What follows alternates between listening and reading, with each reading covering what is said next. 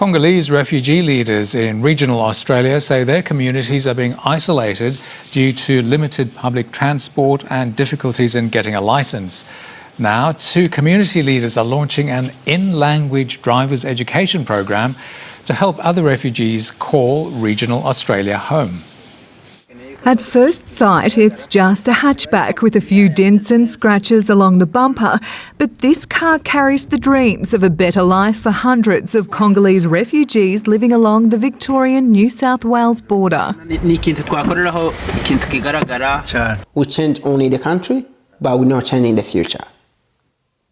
What we stand for is to try to make those people to change their future. Hero Nazewa Masange and Kimararungu Nelson Budaderi were among the first Congolese refugees in Albury-Wodonga.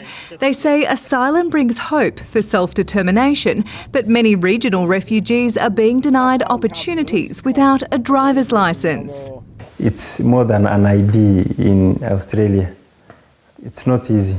People are struggling here. Some struggling to get a job, get to school or even fetch groceries without feeling embarrassed. That embarrassment of pushing the trolley along the streets. People like Enya Kiza and Danan Debwe and daughter Biera Nyamahoro. I am a single mum. Getting a licence would be a big victory. I could find work and drive to the shops. Granted asylum in 2019 while living in Kenya, the wide open spaces of the border town has its challenges. If I could get a licence, I could help my mum.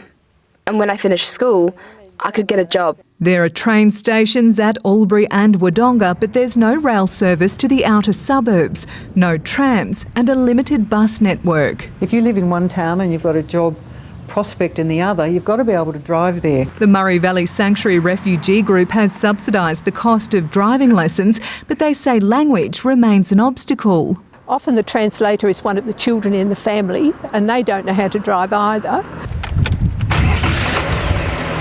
Now they're donating use of a dual-drive car to get Albury-Wodonga's first in-language driving program up and running. With this, we'll do more and more and more. With limited public transport options, refugee advocates say having a driver's licence in an expansive regional city like Albury-Wodonga isn't a luxury, it's an essential for work, study and starting a new life in Australia.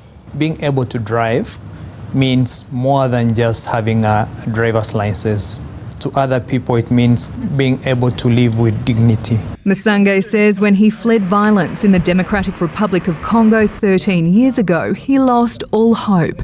Today, he says life is a highway. Now I can dream bigger. I can be someone in future. A dream they want to give to other Congolese refugees, finding freedom behind the wheel of a car. Abby Dinham, SBS World News.